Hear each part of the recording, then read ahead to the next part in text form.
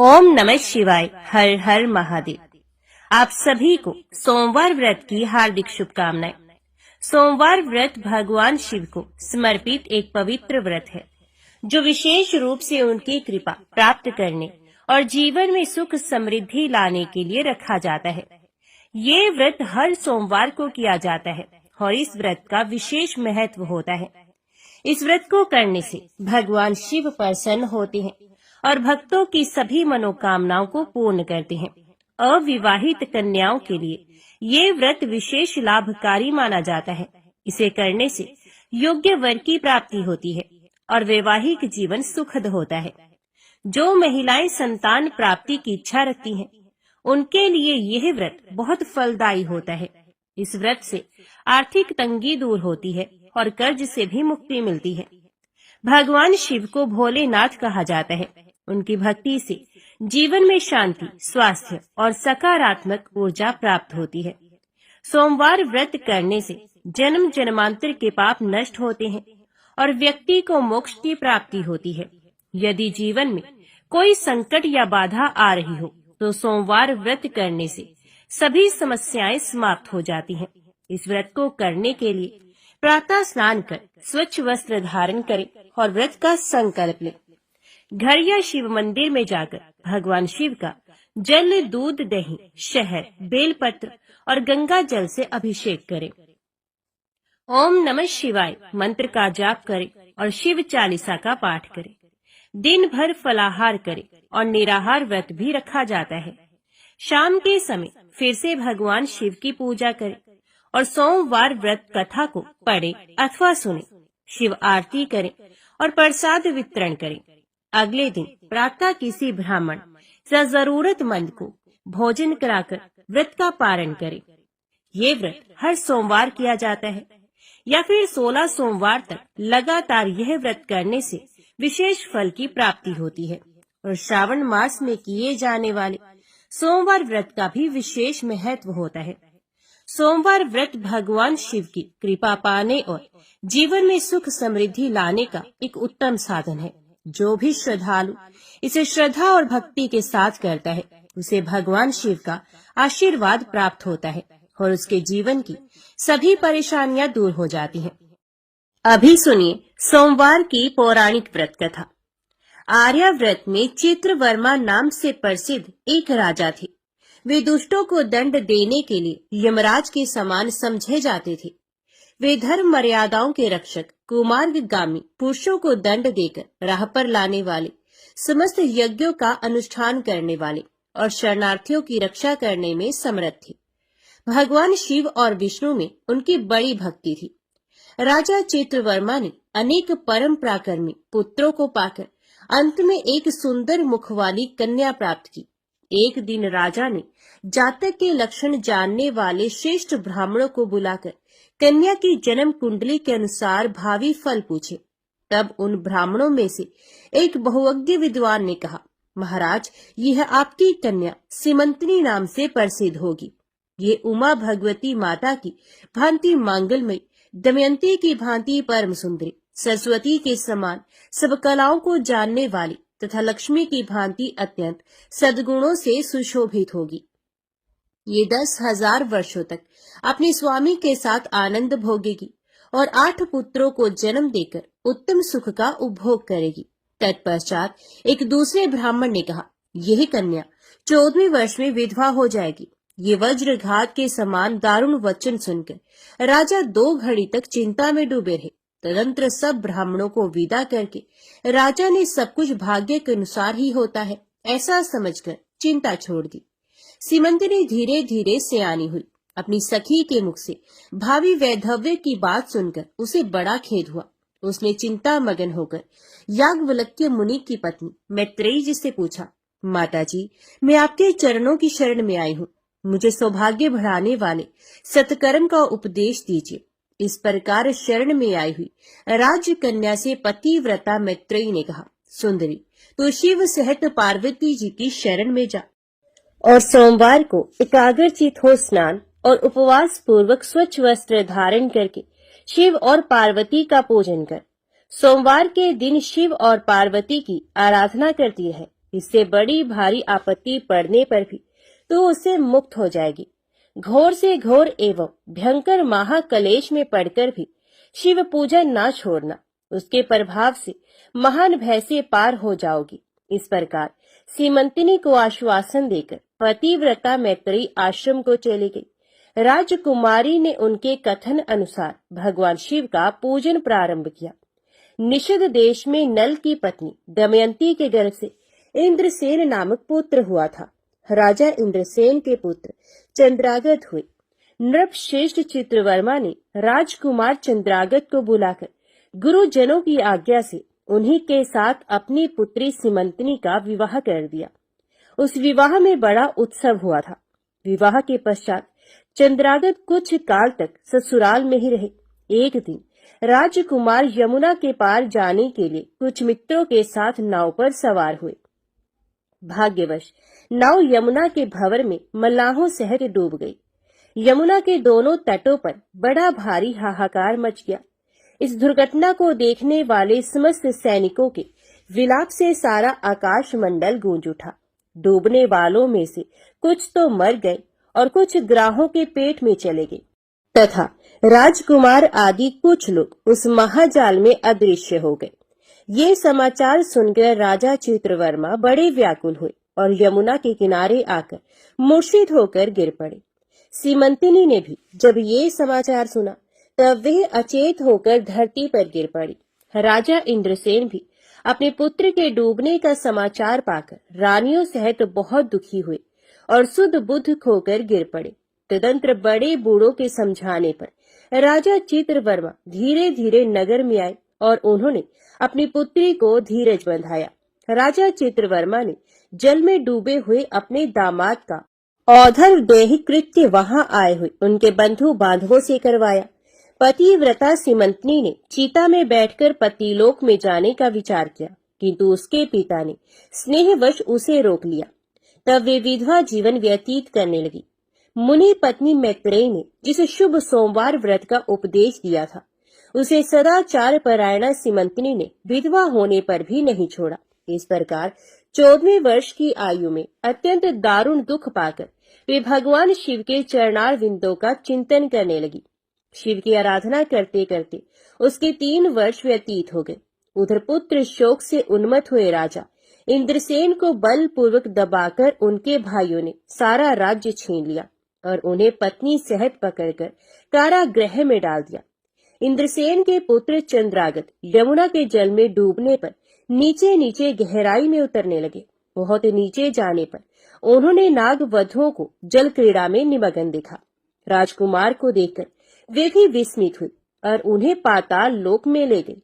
वहां चंद्रागत ने तक्षक नाग के परम अद्भुत रमणीय नगर में प्रवेश किया और इंद्र भवन के समान मनोहर एक सुंदर महल देखा, जो बड़े बड़े रत्नों की प्रकाशमान किरणों से उद्दीप्त हो रहा था।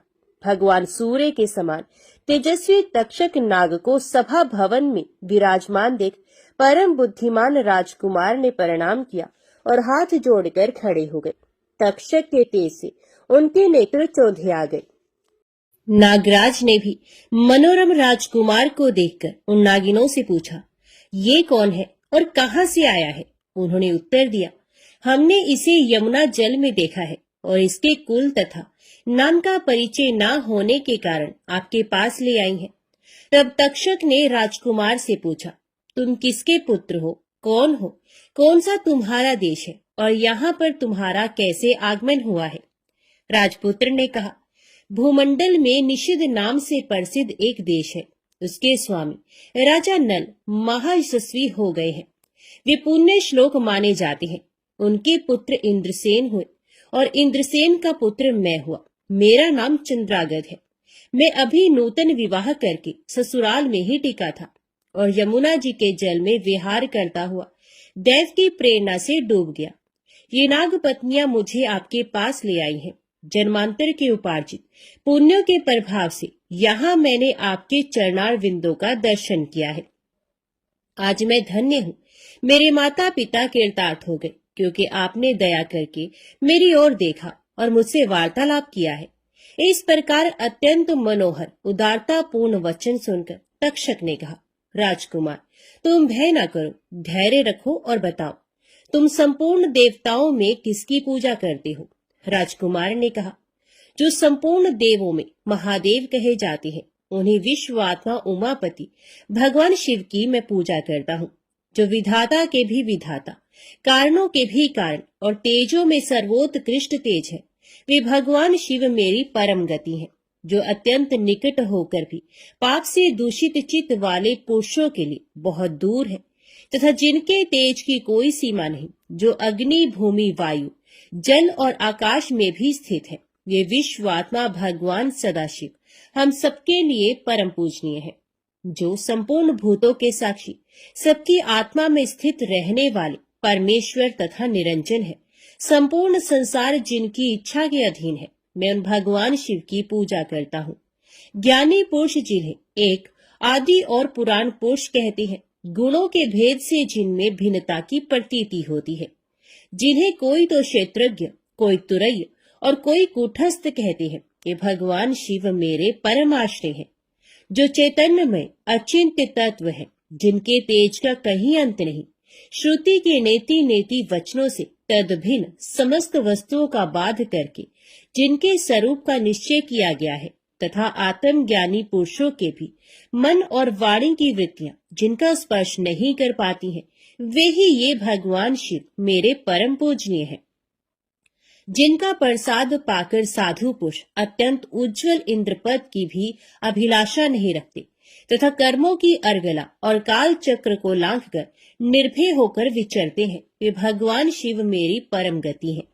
जिनकी स्मृति चांडाल की योनि में जन्म पाने वाले मनुष्यों के भी समस्त पाप रूपी रोगों का नाश करती है, तथा जिनका संपूर्ण रूप श्रुतियों के लिए भी ढूंढने योग्य है, उन्हीं भगवान शिव के उद्देश्य से मैं सदैव पूजा करता हूँ। देव नदी गंगा जिनके मस्तक पर स्थान पाकर सुशोभित होती है, भगवती जगदम्बिका जिनके अर्धांग में निवास करती है, तक्षक और वासुकी दोनों नागराज जिनके कानों के कुंडल हैं, वे चंद्रशेखर भगवान शिव मेरे परमाश्रय हैं।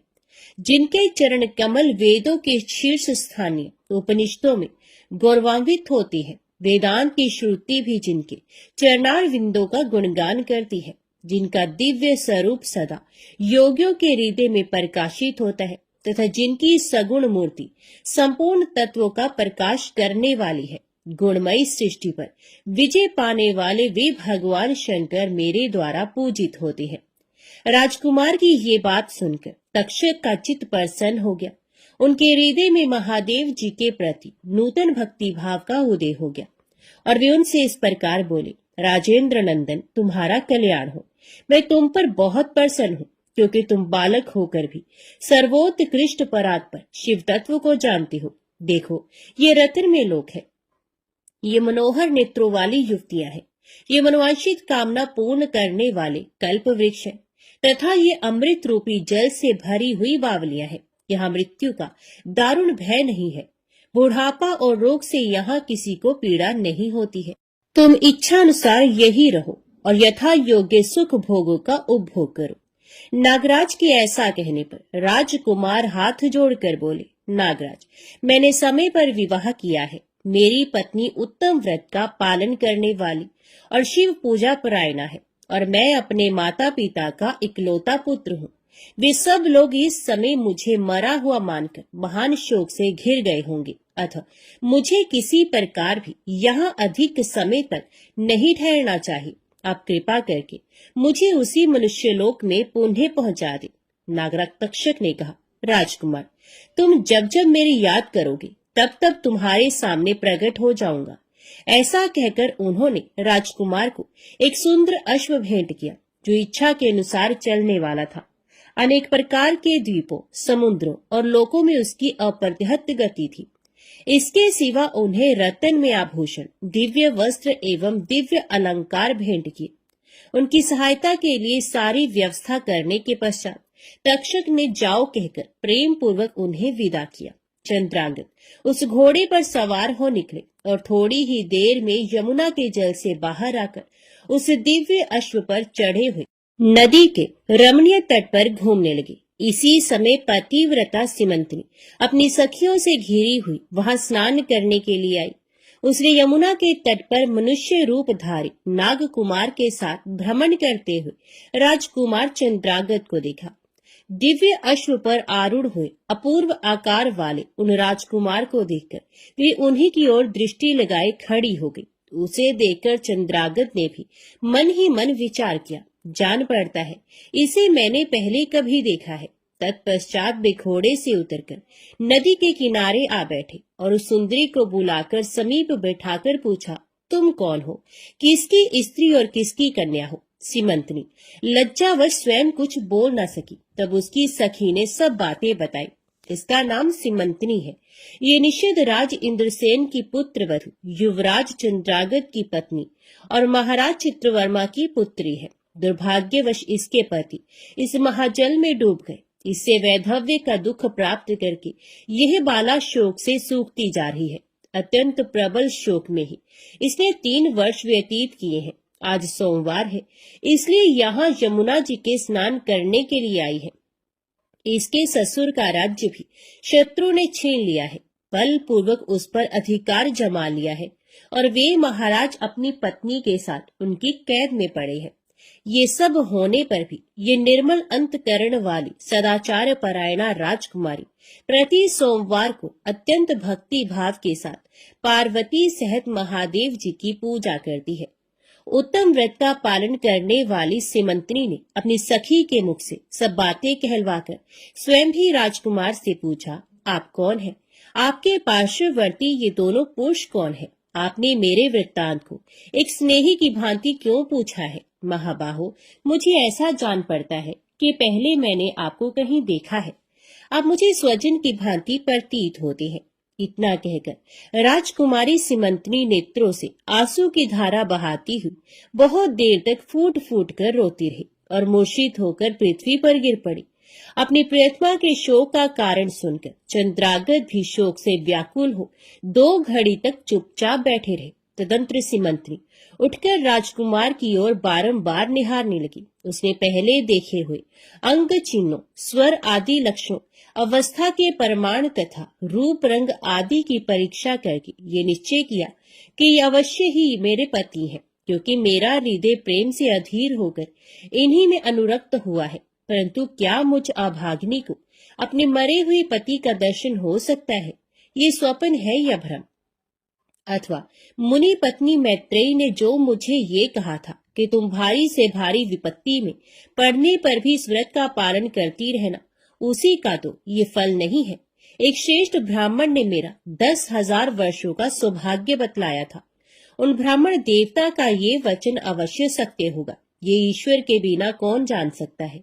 इधर प्रतिदिन मुझे मंगल सूचक शुभ शगुन दिखाई देते हैं।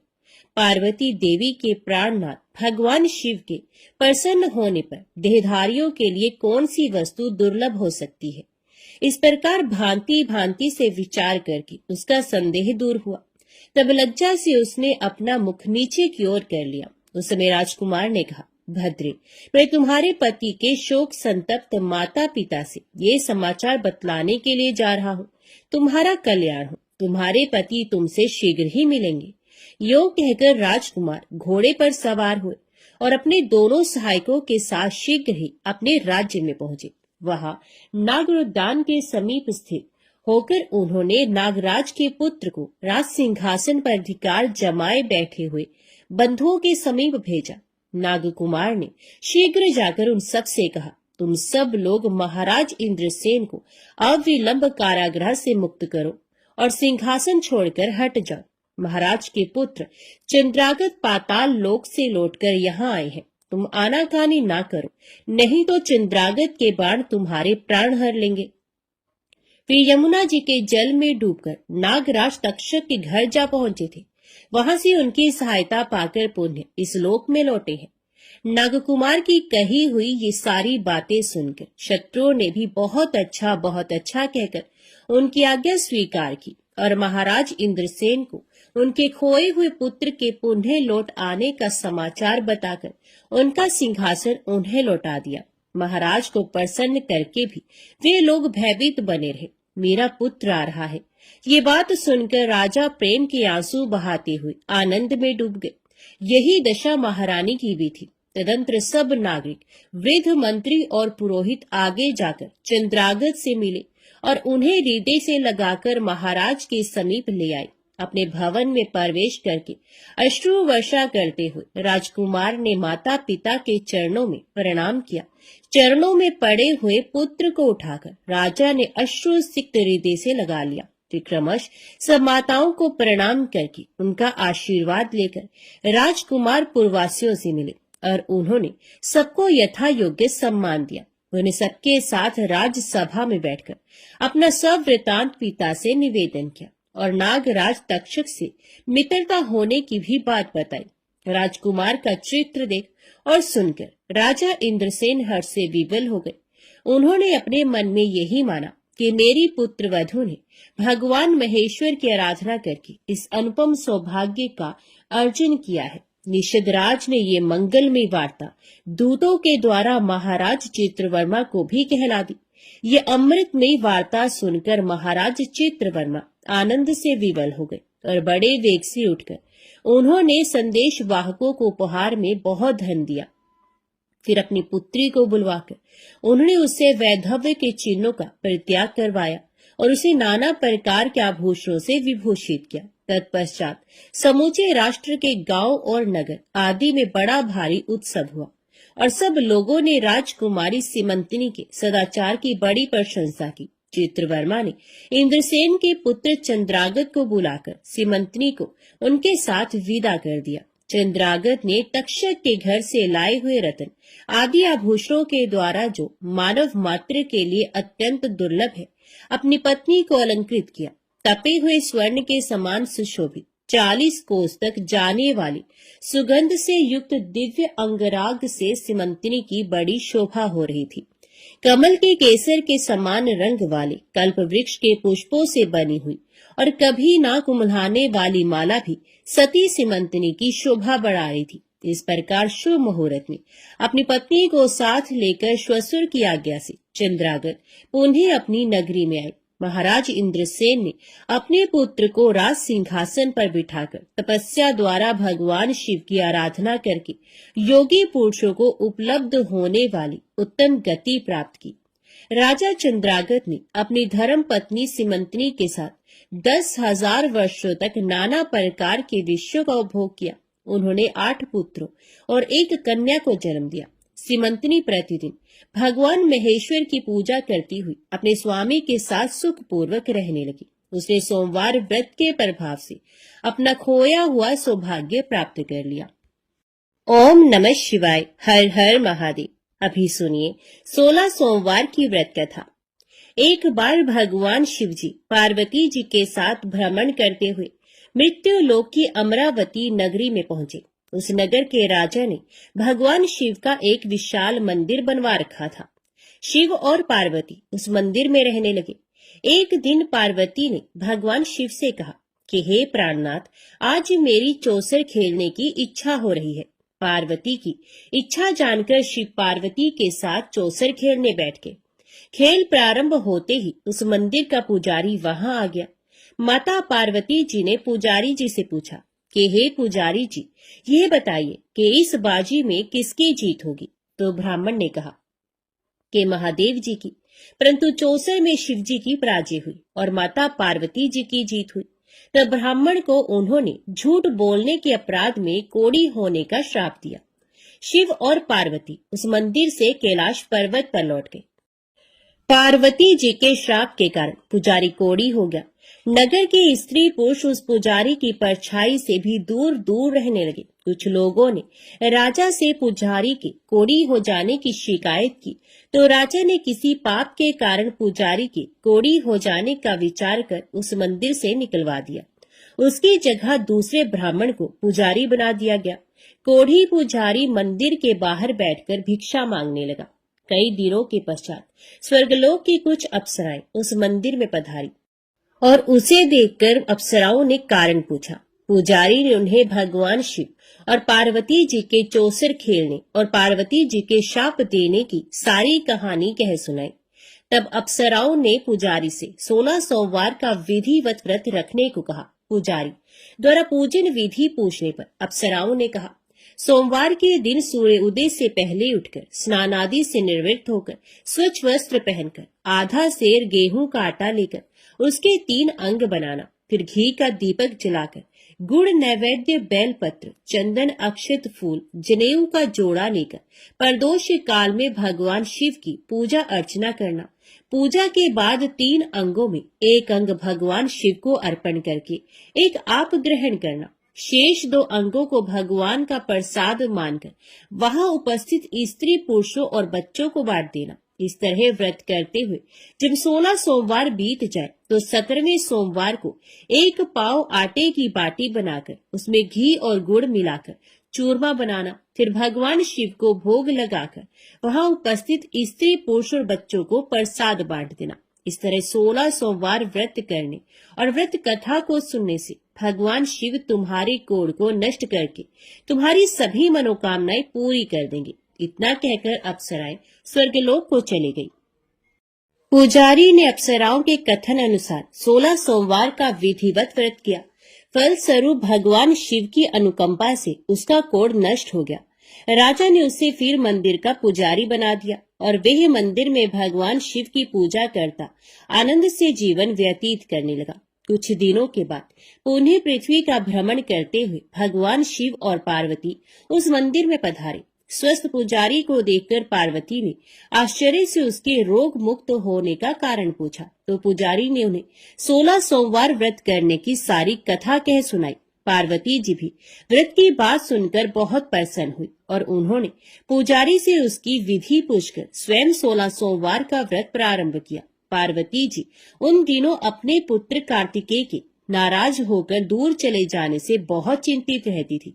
वे कार्तिकेय को लौटा लाने के अनेक उपाय कर चुकी थी, लेकिन कार्तिकेय लौटकर उनके पास नहीं आ रहे थे। 16 सोमवार का व्रत करते हुए पार्वती ने भगवान शिव से कार्तिकेय के लौटने की मनोकामना की। व्रत समापन के तीसरे दिन सचमुच कार्तिकेय वापस लौट आए। कार्तिकेय ने अपने हृदय परिवर्तन के संबंध में पार्वती जी से पूछा, हे माता, आपने ऐसा कौन सा उपाय किया था जिससे मेरा क्रोध नष्ट हो गया और मैं वापस लौट आया? तब पार्वती जी ने कार्तिकेय को 16 सोमवार के व्रत की कथा कह सुनाई। कार्तिकेय अपने एक ब्राह्मण मित्र ब्रह्मदत्त के परदेश चले जाने से बहुत दुखी थे। उसको वापस लौटाने के लिए कार्तिकेय ने 16 सोमवार का व्रत करते हुए ब्रह्मदत्त के वापस लौट आने की कामना प्रकट की। व्रत के समापन के कुछ दिनों के बाद मित्र लौट आया। ब्राह्मण ने कार्तिकेय से कहा, प्रिय मित्र, तुमने ऐसा कौन सा उपाय किया जिससे परदेश में मेरे विचार एकदम परिवर्तित हो गए और मैं तुम्हारा स्मरण करते हुए लौट आया? कार्तिकेय ने अपने मित्र को भी 16 सोमवार के व्रत की कथा विधि सुनाई। ब्राह्मण मित्र व्रत के बारे में सुनकर बहुत खुश हुआ और उसने भी व्रत किया। 16 सोमवार व्रत का समापन करने के बाद ब्रह्मदत्त विदेश यात्रा पर निकला। वह नगर के राजा हर्षवर्धन की बेटी राजकुमारी गुंजन का स्वयंवर हो रहा था। वहां के राजा ने प्रतिज्ञा की थी कि एक हथिनी यह माला जिसके गले में डालेगी वे अपनी पुत्री का विवाह उसी से करेगा। ब्राह्मण भी उत्सुकतावश महल में चला गया। वहां कई राज्यों के राजकुमार बैठे थे। तभी एक सजी धजी हथिनी सूंड में जयमाला लिए वहां आई। हथिनी ने ब्राह्मण के गले में जयमाला डाल दी। फलस्वरूप राजकुमारी का विवाह ब्राह्मण से हो गया। एक दिन उसकी पत्नी ने पूछा, हे प्राणनाथ, आपने कौन सा शुभ कार्य किया था जो उस हथिनी ने राजकुमारों को छोड़कर आपके गले में जयमाला डाल दी? ब्राह्मण ने 16 सोमवार व्रत की विधि बताई। अपने पति से 16 सोमवार का महत्व जानकर राजकुमारी ने पुत्र की इच्छा से 16 सोमवार का व्रत किया। निश्चित समय पर भगवान शिव की अनुकंपा से राजकुमारी के एक सुंदर सुशील व स्वस्थ पुत्र पैदा हुआ। पुत्र का नामकरण गोपाल के रूप में हुआ। बड़ा होने पर पुत्र गोपाल ने भी माँ से एक दिन प्रश्न किया कि मैंने तुम्हारे ही घर में जन्म लिया, इसका क्या कारण है? माता गुंजन ने पुत्र को 16 सोमवार व्रत की जानकारी दी। व्रत का महत्व जानकर गोपाल ने भी व्रत करने का संकल्प किया। गोपाल जब 16 वर्ष का हुआ तो उसने राज्य पाने की इच्छा से 16 सोमवार का विधिवत व्रत किया। व्रत समापन के बाद गोपाल घूमने के लिए समीप के नगर में गया। वहां के वृद्ध राजा ने गोपाल को पसंद किया और बहुत धूमधाम से अपनी पुत्री राजकुमारी मंगला का विवाह गोपाल के साथ कर दिया। 16 सोमवार के व्रत करने से गोपाल महल में पहुंचकर आनंद से रहने लगा। 2 वर्ष बाद वृद्ध राजा का निधन हो गया तो गोपाल को उस नगर का राजा बना दिया गया। इस तरह 16 सोमवार व्रत करने से गोपाल की राज्य पाने की इच्छा पूर्ण हुई। राजा बनने के बाद भी वे विधिवत 16 सोमवार का व्रत करता रहा। व्रत के समापन पर 17वें सोमवार को गोपाल ने अपनी पत्नी मंगला से कहा कि व्रत की सारी सामग्री लेकर वे समीप के शिव मंदिर में पहुंचे। पति की आज्ञा का उल्लंघन करके सेवकों द्वारा पूजा की सामग्री मंदिर में भेज दी, स्वयं मंदिर नहीं गई। जब राजा ने भगवान शिव की पूजा पूरी की तो आकाशवाणी हुई, हे राजन, तेरी रानी ने 16 सोमवार व्रत का अनादर किया है, सो रानी को महल से निकाल दे, नहीं तो तेरा सब वैभव नष्ट हो जाएगा। आकाशवाणी सुनकर उसने तुरंत महल में पहुंचकर अपने सैनिकों को आदेश दिया कि रानी को दूर किसी नगर में छोड़ाओ। सैनिकों ने राजा की आज्ञा का पालन करते हुए उसे तत्काल घर से निकाल दिया। रानी भूखी प्यासी उस नगर में भटकने लगी। रानी को उस नगर में एक बुढ़िया मिली। ये बुढ़िया सूत काट कर बाजार बेचने जा रही थी, लेकिन इस बुढ़िया से सूत उठ नहीं रहा था। बुढ़िया ने रानी से कहा, बेटी, यदि तुम मेरा सूत उठाकर बाजार तक पहुंचा दो और सूत बेचने में मेरी मदद करो तो मैं तुम्हें धन दूंगी। रानी ने बुढ़िया की बात मान ली, लेकिन जैसे ही रानी ने सूत की गठरी को हाथ लगाया तभी जोर की आंधी चली और गठरी खुल जाने से सारा सूत आंधी में उड़ गया। बुढ़िया ने उसे फटकार कर भगा दिया। रानी चलते चलते नगर में एक तेली के घर पहुंची। उस तेली ने तरस खाकर रानी को घर में रहने के लिए कह दिया, लेकिन तभी भगवान शिव के प्रकोप से तेली के तेल से भरे मटके एक एक करके फूटने लगे। तेली ने भी भगा दिया। भूख प्यास से व्याकुल रानी वहां से आगे गई और चल पड़ी। रानी ने एक नदी पर जल पीकर अपनी प्यास शांत करनी चाही तो नदी का जल उसके स्पर्श से सूख गया। अपने भाग्य को कोसती हुई रानी आगे चल दी। चलते चलते रानी एक जंगल में पहुंची। उस जंगल में एक तालाब था, उसमें निर्मल जल भरा हुआ था। निर्मल जल देखकर रानी की प्यास तेज हो गई, जल पीने लगी। रानी ने तालाब की सीढ़ियां उतरकर जैसे ही जल को स्पर्श किया तभी उस जल में असंख्य कीड़े उत्पन्न हो गए। रानी ने दुखी होकर उस गंदे जल को पीकर अपनी प्यास शांत की। रानी ने एक पेड़ की छाया में बैठकर कुछ देर आराम करना चाहा तो उस पेड़ के पत्ते पल भर में सूखकर बिखर गए। रानी दूसरे पेड़ के नीचे जाकर बैठी। जिस पेड़ के नीचे बैठती वही सूख जाता। वन और सरोवर की ये दशा देखकर वहां के गवाले बहुत हैरान हुए। गवाले रानी को समीप के मंदिर में पुजारी जी के पास ले गए। रानी के चेहरे को देखकर ही पुजारी जान गए कि रानी अवश्य किसी बड़े घर की है, भाग्य के कारण दर दर भटक रही है। पुजारी ने रानी से कहा, पुत्री, तुम कोई चिंता नहीं करो, मेरे साथ इस मंदिर में रहो, कुछ ही दिनों में सब ठीक हो जाएगा। पुजारी की बातों से रानी को बहुत सांत्वना मिली।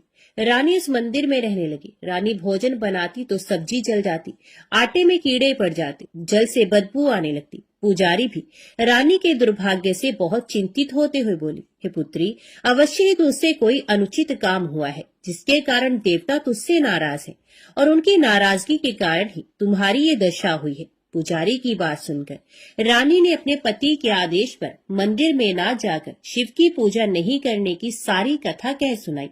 तो पुजारी ने कहा, अब तुम कोई चिंता मत करो, कल सोमवार है और कल से तुम 16 सोमवार के व्रत करना शुरू कर दो। भगवान शिव अवश्य तुम्हारे दोषों को क्षमा कर देंगे। पुजारी की बात मानकर रानी ने 16 सोमवार के व्रत प्रारंभ कर दिए। रानी सोमवार का व्रत करके शिव की विधिवत पूजा अर्चना की और व्रत कथा सुनने लगी। जब रानी ने 17वें सोमवार को विधिवत व्रत का समापन किया तो उधर उसके पति राजा के मन में रानी की याद आई। राजा ने तुरंत अपने सैनिकों को रानी को ढूंढकर लाने के लिए भेजा। रानी को ढूंढते हुए सैनिक मंदिर में पहुंचे और रानी से लौटकर चलने के लिए कहा। पुजारी ने सैनिकों से मना कर दिया और सैनिक निराश होकर लौट गए। उन्होंने लौटकर राजा को सारी बात बताई। राजा स्वयं उस मंदिर में पुजारी के पास पहुंचे और रानी को महल से निकाल देने के कारण पुजारी जी से क्षमा मांगी। पुजारी जी ने राजा से कहा ये सब भगवान शिव के प्रकोप के कारण हुआ है। इतना कहकर रानी को विदा किया। राजा के साथ रानी महल में पहुंची। महल में बहुत खुशियां मनाई गई। पूरे नगर को सजाया गया। राजा ने ब्राह्मणों को अन्न, वस्त्र और धन का दान किया। नगर में निर्धनों को वस्त्र बांटे गए। रानी 16 सोमवार का व्रत करते हुए महल में आनंद पूर्वक रहने लगी। भगवान शिव की अनुकंपा से उसके जीवन में सुख ही सुख भर गए। 16 सोमवार के व्रत करने और कथा सुनने से मनुष्य की सभी मनोकामनाएं पूर्ण होती हैं और जीवन में किसी तरह की कमी नहीं होती है। स्त्री पुरुष आनंद पूर्वक जीवन यापन करते हुए मोक्ष को प्राप्त होती है। ओम नमः शिवाय। हर हर महादेव। अभी सुनिए शिव चालीसा पाठ। श्री गणेश गिरजा सुवन, मंगल मूल सुजान, कहत अयोध्या दास तुम, देहु अभय वरदान। जय गिरजापति दीन दयाला, सदा करत संतन प्रतिपाला। भाल चंद्रमा सोहत नीके, कानन कुंडल नाग फनीके। अंग गौर शिरगंग बहाय, मुंड माल तन छारे लगाए। वस्त्र खाल बागंबर सोहे, छवि को देख नाग मुनि मोहे। मैना मातु की होए दुलारी, बाम अंग सोहत शव न्यारी। कर त्रिशूल सोहत शव भारी, करत सदा शत्रुन शयकारी। नंदी गणेश सोहे तहि कैसे, सागर मध्य कमल है जैसे। कार्तिक श्याम और गणराव, या छवि को कह जाते न गाओ। देवन जभी जाए पुकारा, तभी दुख प्रभु आप निवारा। किया उपद्रव तारक भारी, देवन सब मिल तुम्हें जुहारी।